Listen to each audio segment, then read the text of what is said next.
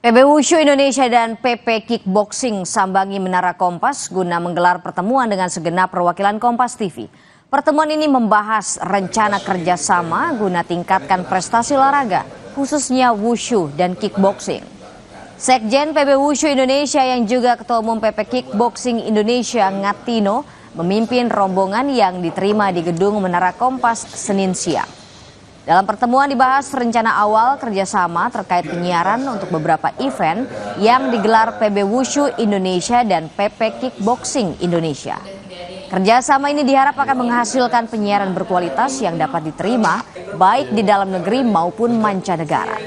Selain itu, dengan pertandingan yang dikemas dengan baik dan berkualitas, juga diharapkan lahir bibit atlet potensial yang siap harumkan Indonesia di kancah internasional.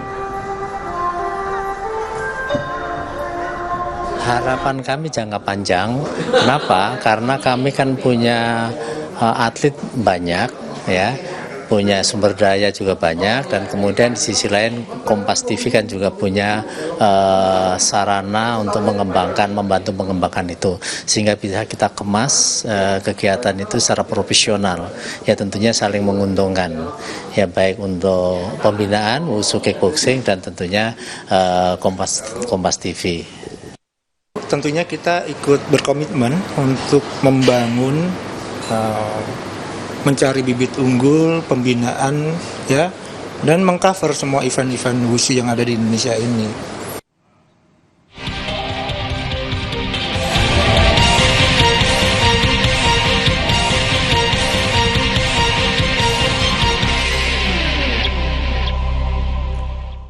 Usai jeda kami akan kembali dengan ulas Kompas yang membahas Spanyol sebagai Raja Piala Eropa dan Argentina sebagai juara sejati Copa America.